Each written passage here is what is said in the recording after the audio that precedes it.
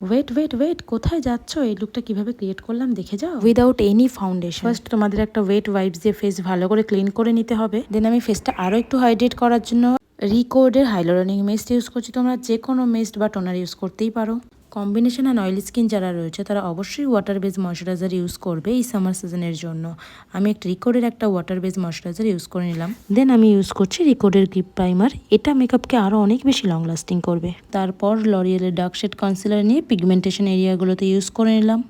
এরপর আবারও সেম ব্র্যান্ডের একটা লাইট শেড কনসিলার দিয়ে ফেসের হাইলাইট পয়েন্টে ইউজ করে ভালো করে ব্লেন্ড করে নেবে। এবার নিজেদের ইচ্ছা মতন তোমরা ঠিক যতটা ব্লাশ পছন্দ করো ততটা ইউজ করে নেবে। আচ্ছা, তোমরা কি নোটিস করেছো আমি কিন্তু কোনোরকম কোনো ফাউন্ডেশন ইউজ করিনি।